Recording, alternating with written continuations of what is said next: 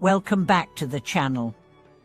Have you ever questioned whether enlightenment must be attained through endless lifetimes of practice? Can awakening occur in a single moment of insight that transforms your entire being? What if the very nature of enlightenment lies not in distance, but in recognizing the truth already within? Today, we will dive into the profound teachings of the Lotus Sutra, one of the most revered scriptures in Mahayana Buddhism, which boldly asserts that every sentient being has the innate potential to awaken instantly. This is not just theoretical, it's a path that directly points to the heart, bypassing external forms, complexities, and rituals to arrive at the essence of enlightenment.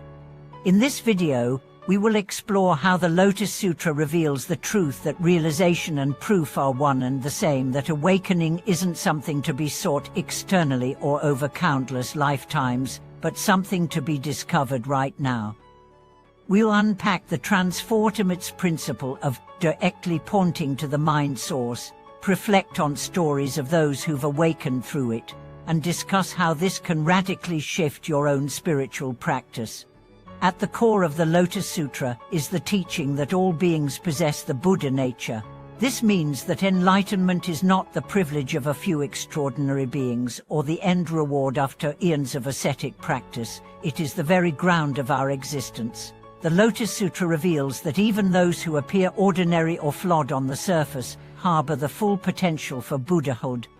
When the Buddha spoke on Vulture Peak, delivering the Lotus Sutra to an assembly that included monks, bodhisattvas, gods, humans, and even mythical beings, his message was radical. All beings, without exception, can attain supreme enlightenment. In that declaration lies one of the most powerful spiritual equalizers known in Buddhist teachings. Instead of emphasizing lengthy stages of spiritual training, the Sutra proclaims that realization occurs the moment one sees clearly into the true nature of the mind. This moment of clarity, which may arise spontaneously or through deep contemplation, reveals the non-dual nature of reality, where there is no separation between self and other, samsara and nirvana, delusion and awakening. This realization shatters the illusion of duality. It is like waking from a dream in which one was lost and afraid, only to realize upon waking that the danger was never real. The direct seeing of one's true nature is liberation itself. There is no need to wait for some future perfection. The mind that seeks is the mind that obscures. Let's reflect on the phrase, directly pointing to the mind source. This teaching is echoed throughout Zen Buddhism, but its roots run deeply through the Lotus Sutra. It means that instead of focusing on external rituals or doctrinal debates, one turns inward to examine the source of thought, perception, and consciousness. What is this mind that perceives the world, judges good and bad, seeks happiness, and avoids suffering? Where does it arise? What gives it power? When we begin to turn our awareness inward, not in a conceptual way, but through genuine self-inquiry, something profound begins to shift. Imagine a person staring at a lake, searching for the moon's reflection. They chase the light across the surface, moving from one ripple to the next. But if they simply look up straight to the sky, they realize the moon was never in the water to begin with. Similarly, the seeker who stops chasing external answers and instead looks into the heart of awareness itself, discovers that the Buddha they sought was never elsewhere. This is the essence of the Lotus Sutra, to reveal that the Buddha is not outside of you. The moment you awaken to the source of your mind, the delusion falls away, and in that very moment of insight, realization and attainment become one. The Lotus Sutra also emphasizes the concept of the expedient means, or pathtopeace. This principle acknowledges that the Buddha teaches according to the capacities of beings. He presents various paths, methods, and stories, not because the truth differs, but because beings require different approaches to reach the same realization.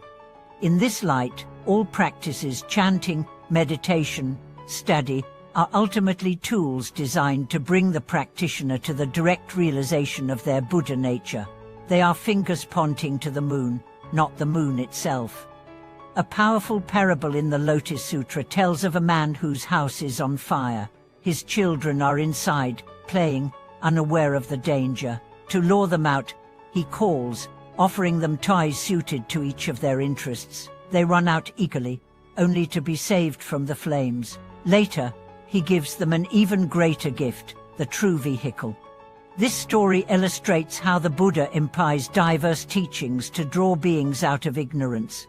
Once they are safe, he reveals the ultimate truth that all beings are already endowed with the one vehicle, the capacity for enlightenment. The seemingly different paths are not separate, they converge at the same realization. Stories of sudden awakening abound in Buddhist history, many of which are deeply inspired by the Lotus Sutra's teaching that realization and proof are one. One such story tells of a poor woman who, upon hearing a single verse from the sutra, enters into deep reflection. In that moment, she experiences a profound insight that completely transforms her. Despite having no formal education or spiritual training, she is recognized as having attained enlightenment. Another story recounts a bandit who had committed terrible acts. Upon encountering a wandering monk reciting the Lotus Sutra, he is so moved that he drops his weapons and begins weeping. In that moment of remorse and clarity, he too realizes the delusion of his previous life and resolves to dedicate himself to the Dharma. These stories illustrate that transformation does not require elaborate rituals or years of study. It requires sincerity, openness, and the willingness to see through the illusions we have clung to. Awakening can happen in an instant, a single moment of clarity, where the heart opens and the mind becomes still. But how does this apply to us in modern life? How can we walk the direct path to the heart in a world full of distractions, responsibilities and noise? The first step is to pause, truly pause. Amidst the busyness of life, find a moment to be still. In that stillness, begin to notice your thoughts, not to control them, but to witness them. Where do they arise? Who is aware of them? This awareness, this witnessing presence, is the very mind source the Lotus Sutra speaks of. It is always here, always available. We simply forget to notice it. By remembering, we return. By returning, we awaken. This path does not require you to become someone else.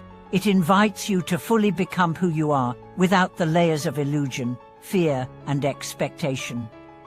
Your very existence, your capacity to be aware, is the doorway to liberation. As you practice turning inward, let go of the need for complex teachings. Let go of the idea that enlightenment is far away. Instead, meet each moment with presence, clarity, and openness. Whether you are washing dishes, walking in a park, or sitting in meditation, know that the direct path is always here. The Lotus Sutra reminds us that even a single moment of authentic insight is enough. In that moment, realization is proof. You don't need to wait for some future attainment. The mind that turns toward itself, that sees through delusion, is the awakened mind. Thank you for joining me in today's journey into the heart of the Lotus Sutra. I hope this exploration has inspired you to trust your own capacity for insight and to walk the path of direct realization with courage and sincerity. If this video has brought you clarity or comfort, please like, share, and subscribe. And I'd love to hear your reflections in the comments below. Thank you for watching, and I look forward to seeing you in the next video.